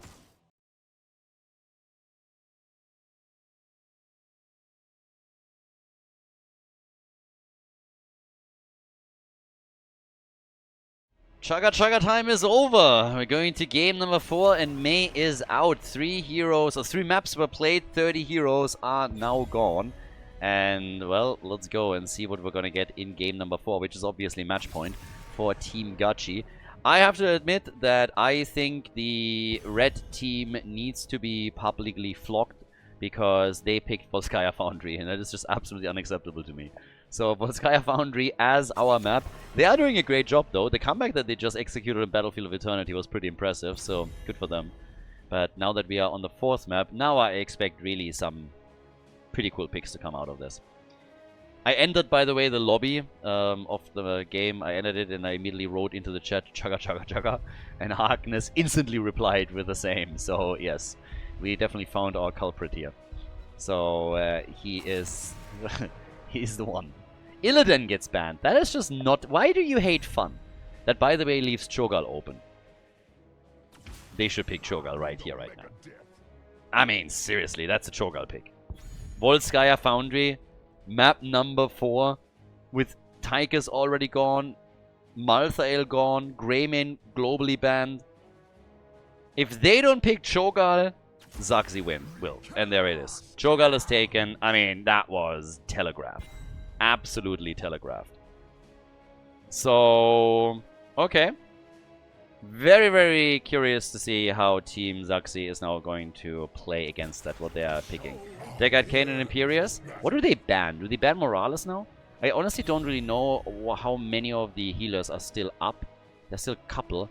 Morales would probably be the biggest problem. Oriel has been played. Alexstrasza has been played for the burst heals. Rhaegar has been played, so no burst heal there either. And I guess Morales is your best chance at having a bit of a pocket heal. Lily is, of course, still up as well. I suppose we have a few more. But still, that would be a solid choice. So now we get Phoenix banned out. I would expect a Morales ban here. There it is. Morales gets banned. And they have to now decide how they are going to keep Cho'Gall alive. But that Cho'Gall will be picked here, if not banned. That was a given. I talked about this in game number 2 already, that we can expect that. Especially, of course, considering maps. And now that we're looking at Volskaya Foundry, they're most likely also going to totally ignore the objective. Lili is in the house, and we get Zagara. So even more pushing there on the side. I don't even know who else is up on the healer side. Again, we have a lot pre-banned already. We have a lot picked. I always forget a few of them, though. That's just what it is. But we get a Lili pick here. It would be kind of amusing, though, if there wasn't no healer left.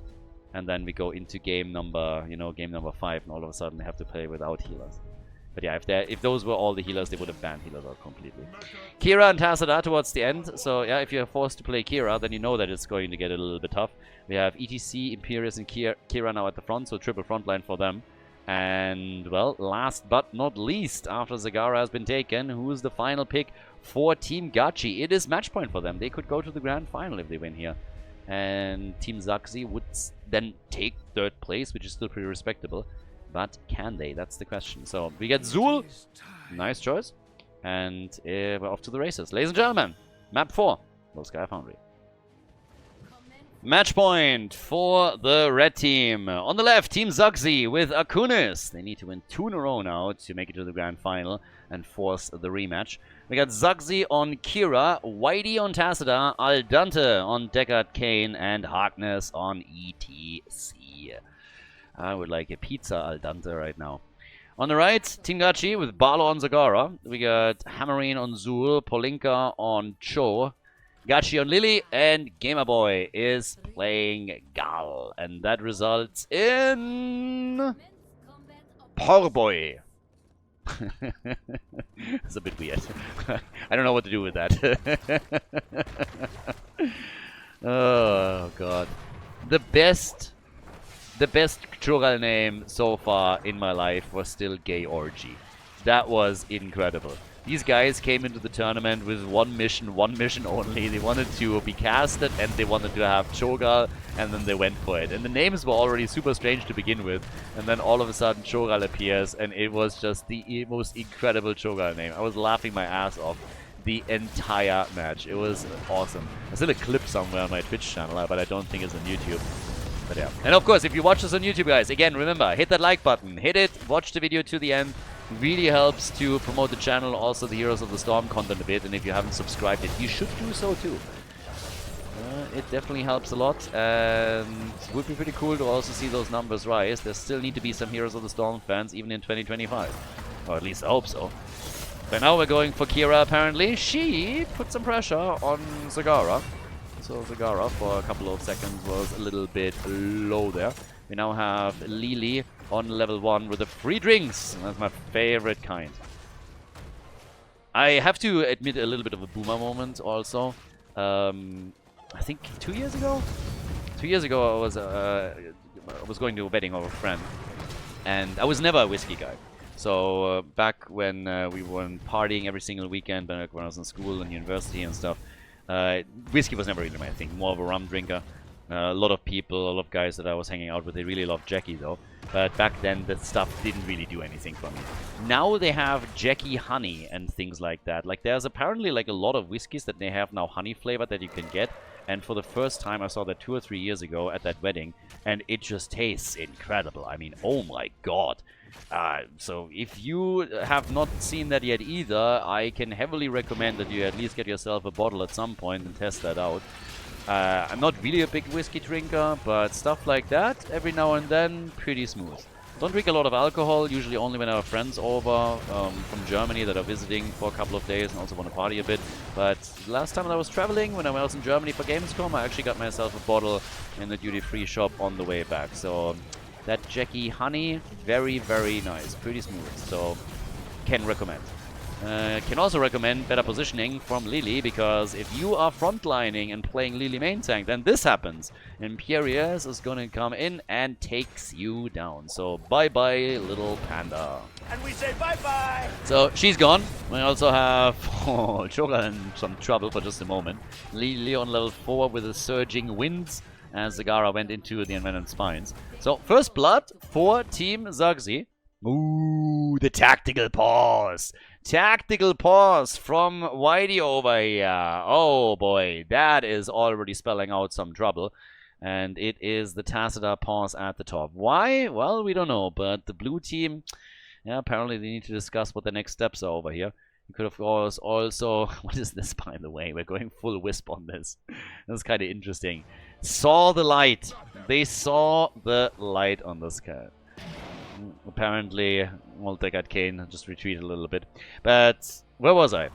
Was I making fun of Kira? Fun of Lily? I can't even remember. Getting old. Boomer plays are in there. But yeah, again, Team Zaxi, they are going for the objective now, and they are the team that needs to step it up a little bit. They need a victory here. They need to force game number 5, or it is going to be a problem. So, let's see if the tactical pause helped them to coordinate things a little bit.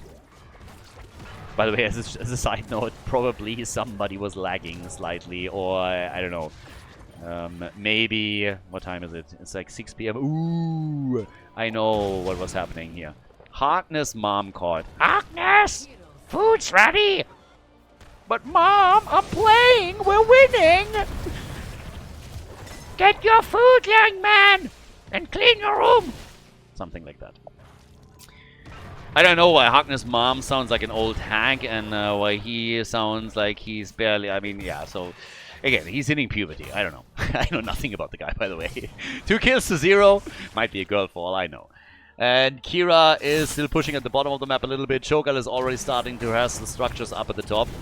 But now that Harkness convinced his mom that he's desperately needed here and needs to, you know, help the team out, because without them they couldn't chugga away to victory, they're all good. So apparently his al dente spaghetti are going to be held back for later. And that's what microwaves were invented for. Can you guys remember the days when you had to explain to your parents that you can't just simply pause the video game because you're playing multiplayer and they didn't get it? Because they didn't understand what internet was? And that you could actually play with other people and that you just can't pause in the middle of the game and leave? Those were the days. Yeah, boomer alert. I know. I'm that old. It is what it is. But people still remember that. And while we're talking nostalgia, do you know...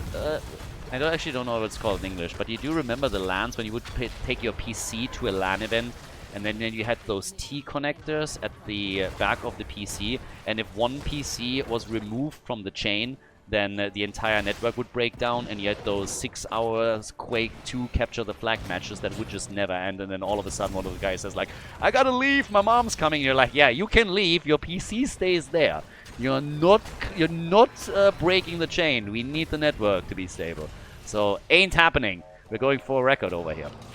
Ah, the good old days. Heroic abilities are in. That gives us the swirly, the unrelenting strikes over here for Kira. Oh, 2 kills to 0. I mean, it was honestly a pretty tame early game. We got those 2 kills and we got the first protector even. But all that has fallen so far is the wall in the middle and nothing else. The red team is trying to get to the late game, of course, with Cho'Gall. We got them now with the Enraged Regeneration. And we got the Edge of Madness over here. That's, by the way, the territory that I'm very familiar with and that I'm usually moving in. I think at a certain point in life, you're reaching the Edge of Madness quite naturally when you wake up in the morning and have your first coffee. So that's what's happening there. Down at the bottom of the map. Whee! Kira swings onto the other side of the fence. Nicely done. Great job. And that is a well-deserved kill. Oh my god. Kira went wee and then died. Oh yeah, absolutely amazing. So that was a bit of a self-own right there. Definitely not a chugga moment for them. That is the first blood, by the way. So the first blood for the red team was a bit of a self-own from Kira. Now this game is real slow. And I do not see how that is in any way, shape, or form advantageous for the blue team. Cho'Gall in the late game is the menace from Venice. So if you are getting to a point where Cho'Gall reaches an easy late game, you know you're going to be in trouble. And yeah, as we're having Lily apparently die. Oh, nice more. Very nice more. Run, Forrest, run! Nope. Not happening. Nope. Easy kill right there. So, yeah, Lily dies for the, I believe, second time. And that is giving them a little bit more momentum. But we also have that bad boy up at the top going for a few more structures. And it's just easily taking that out. Kira is going to say hi, but she won't be able to get a kill or anything here. So, yep. Marine on Zul is going to move out of this. They're still pushing the bottom of the map. But as I said before, the longer this lasts, the better for Cho'Gath. He is going to love that late game. That death timer reduction is always amazing when you're just trying to trade your own life for a few structures. They're already applying pressure to the top side fort thanks to Zul and all of the wave clear that he has. And, yeah, ooh, that he had because now he's dead. Yeah. So, this is the one thing that they really need to avoid. If you go for too aggressive of a rotation towards the middle and then you run straight into your opponent's 4-man, not really the best for your health. That usually means that your health insurance goes up a little bit, so yeah. Hydralisk Transfusion is ready. We're also getting the Molten Block. Big tool, obviously, for Cho'Gath. And we got the Hindering Winds here. Not really a lot of fights. And again, they're moving into harm's way. The wall is down, though. So, yeah, Force Wall is there immediately. Tacita is absolutely fantastic when it comes to all kinds of walls. Tacita and May. I mean, Team Zagzi, obviously, they are a team of builders. They love that stuff. Now, we have down at the bottom of the map, still Kira running around, also plebbing it up with the pleb horse. Okay, Zagzi. That's actually why they really try to go and win the tournament, so that they lock in a little bit of prize money that would allow Zagzi to get himself some proper mounts, because right now he just keeps riding the poverty horse the entire time. But they're pushing her back, and at the top, the attack onto the fort is still ongoing from the blue team. We have Zul just doing his thing, and time again push minion waves into structures. And it is actually starting to work for them. They are taking down walls, they're taking hit points off forts, and it's not really... I mean, it's working quite nicely. It's going to take them some time.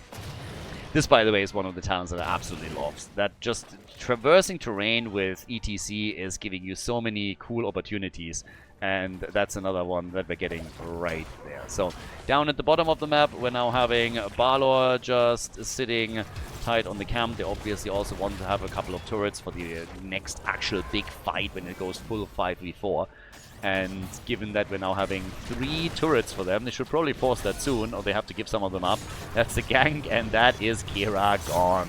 So, Kira is dead, and half a level until 16. But I keep saying it, the blue team, for my liking, just doesn't do enough. If you're up against Cho'Gath, late game Cho'Gath is really powerful. Now, they don't seem to respect that. By the way, I have also now the last item that they're gonna get. Oh, careful, my friend. ETC! Who takes the beacon? Yeah. Okay, they're swapping it out. Cho'Gath is actually taking the healing beacon, and Hammerrain is then grabbing the final turret. So, 16 talents are ready for one team. Second one is incoming, Lingering Ailment. And we got now the Thermal Lance as well. So, apparently they want to make a move for the objective. But now that we have level 16 also on the side of Team Gachi, I guess we can expect some plays coming out. They got the Corrosive Saliva at this point, so that's really nice to force the front line back a little bit. Runic Feedback is there too. And we got the Leaden Orb. So, are they going to go for some fights? Yes, no, maybe. They are starting to move up at the top lane. The objective, they go for the next Protector soon. But Cho'Gath still pretty fine here. So they're trying to retake control a bit. So many items on their side. There's 2 healing beacons that we have for Team Zagzi, but there's tons of turrets that we are getting for Team Gachi. So they have more than enough to maintain some battle control. Yeah, no mosh pit, by the way. There it is, and the maw follows instantly. They're trying to get the hits in. Good damage, big damage on massive amount of turrets. Oh my god. Oh, I like the turret fiesta. It would have just been way nicer if they could have maintained them and maybe blocked the opponent's path. They should have forced them in front of the team in blue and not behind them. But all of a sudden, just turrets everywhere.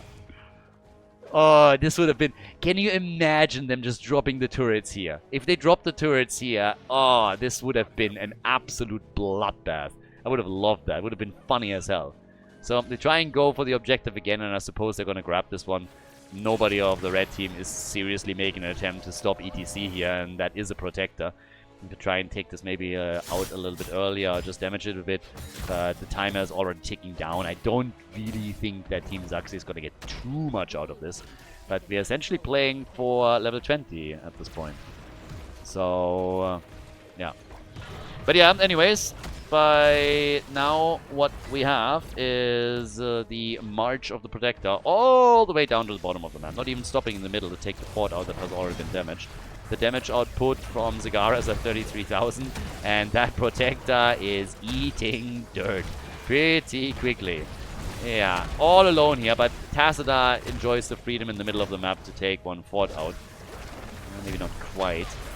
They follow up with a kill here. Doesn't seem like it. Force are still standing, but they're going to get those. So structurally, the blue team is ahead, of course. Structurally, the blue team is very much ahead, and they just took the fort out in the middle as well, on top of all of this. But I really think that the red team is just absolutely willing to play to 20 the way that they've been playing the entire time. They don't care. Choo-choo! So, it's up to the blue team. They take another fort out. That's 2 destroyed. A little bit more damage up at the top here. There is a half-level lead still. And now they're wrapping. Oh yeah, now they're forcing a fight. Alright, there's the mosh and the instant interrupt.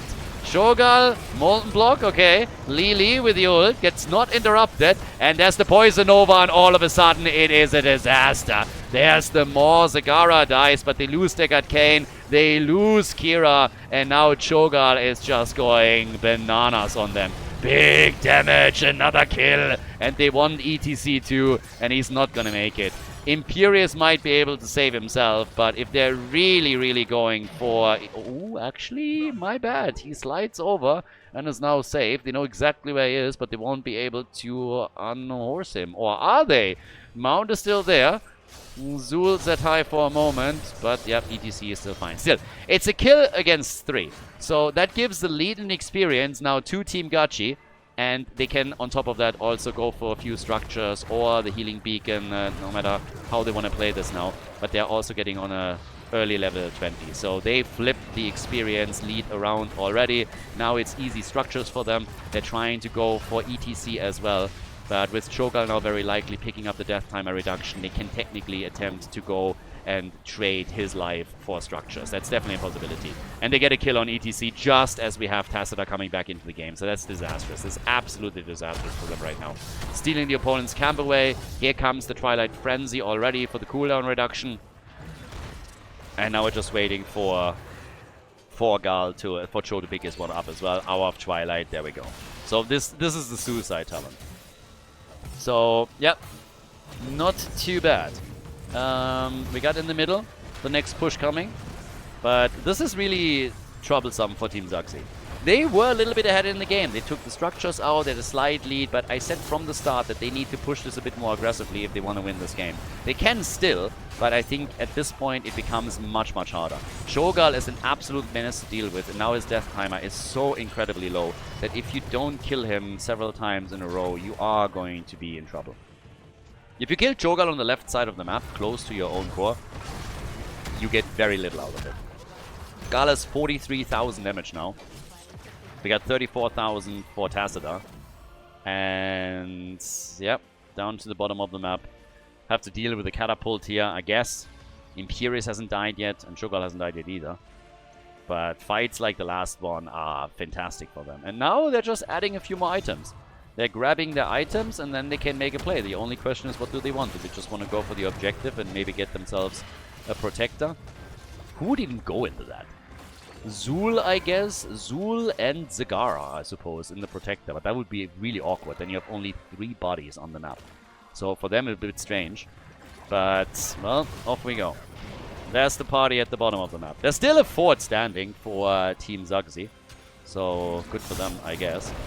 Shogun is already starting to move in a little bit. Kira with the engage. Okay. And there's the healing beacon. Kira's a bit low. The Poison Nova is out. The Mosh Pit only hitting the Panda. And that's a kill. The Panda is gone. But, oh my god, ETC made it. Cho'Gath! Cho'Gath is so low! And he dies, but Kira needs to be killed here too.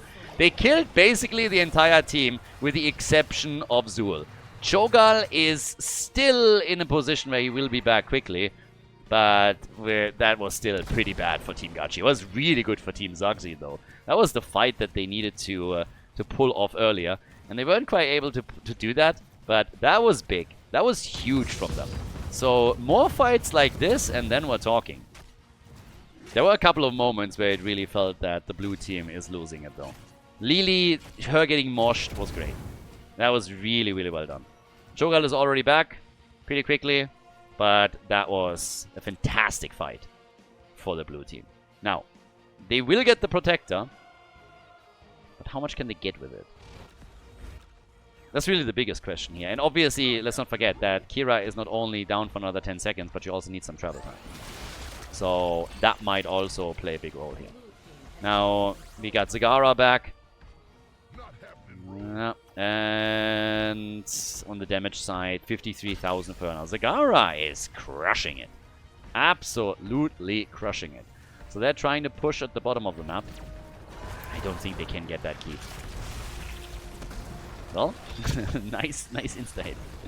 But yeah, those Hydras are doing a lot of damage. Cho'Gath is now moving in here too. They take those walls out with ease though. But now that everybody's here, they're trying to go for the keep again. I mean, maybe they can pull it off. But they need to be aggressive around it. And Cho'Gath, with all that random damage, I mean, he's just carpeting the floor here. So, yeah, lots of damage coming through. The Protector already down to 50% of its HP. Now they're moving in, and this thing is slapping. This thing is really slapping. But it's just not enough to get the keep. So, yeah, Protector is going to be lost in a second. And the keep is still standing. So nothing lost to that objective. But I gotta admit that the fourth one, or at the latest the fifth objective, with all the scaling that is happening here, is probably going to absolutely murder. 20 minutes in. It's a bit of a slow-paced one. A bit more kills than I think is even justified, because when we had fights, then usually a lot of people were dying, but we didn't have a lot of battles, which you could also see at the overall damage numbers. But the keep at the top, for example, thanks to the push from Zul, is now at 50% of its HP.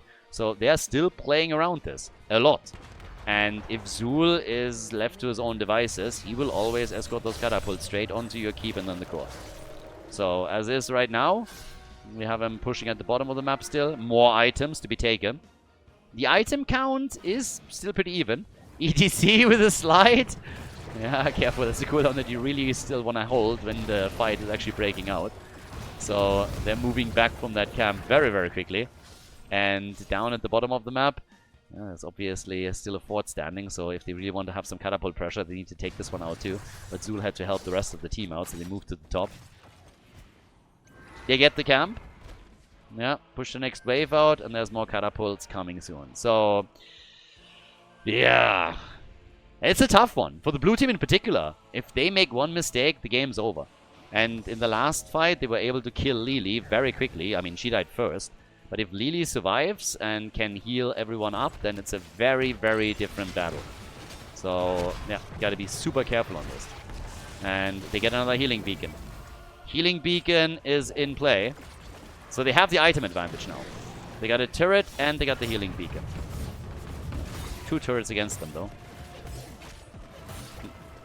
Level 23. Catapults in the middle of the map. Bot lane, this is really the one lane where Team Zogzi has the advantage. And that's why somebody will eventually have to go down there and deal with it. Typically you would expect Zul to do it. I mean, Zagara can do it too. But yeah, that's catapults and your keep is wide open. So you need to stop this. Seems like everybody is really just waiting for maybe even the next objective to come up. But this is an intense one. This is a really intense game. Nobody wants to make a mistake. Everybody wants to end it. Well, the red team wants to end it here.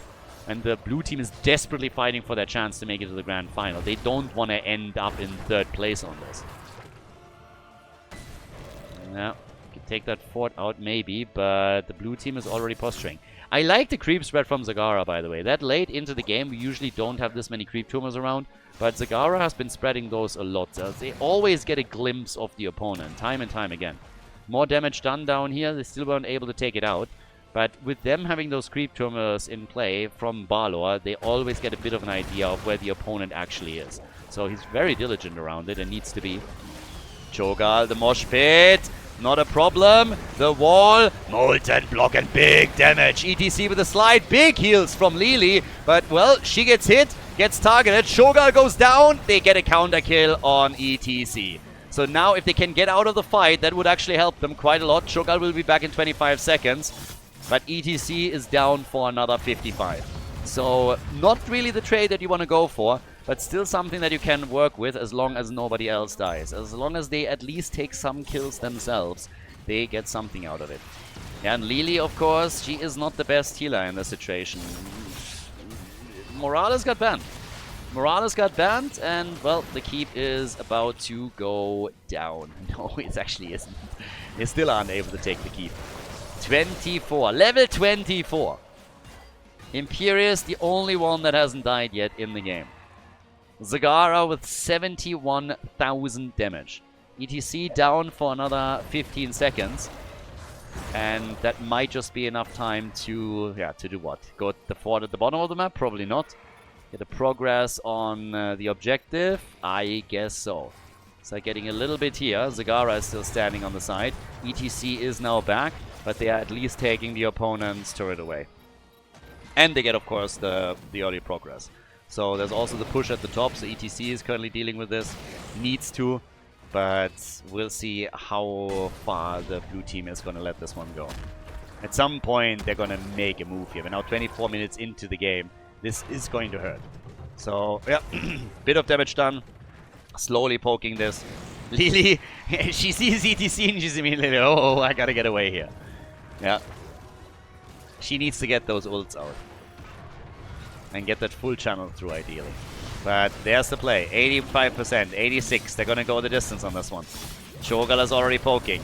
Yeah, getting big damage in. Lily, mosh pit. The mosh and Cho'Gall is down. But ETC and Kira are both dead, and the Maw in the back, and uh-oh, that's trouble. Now they're losing everybody, aren't they? Zagara is killing them. She barely survives, but she makes it. It's a 3v1 right now, as Tacita is the only survivor. Cho'Gall is back in 15 seconds, but they have the Protector now. That one was massive. I mean, damn, that mosh pit in the back. Then he attacked them more, and all of a sudden, Zagara just going full on bananas on them.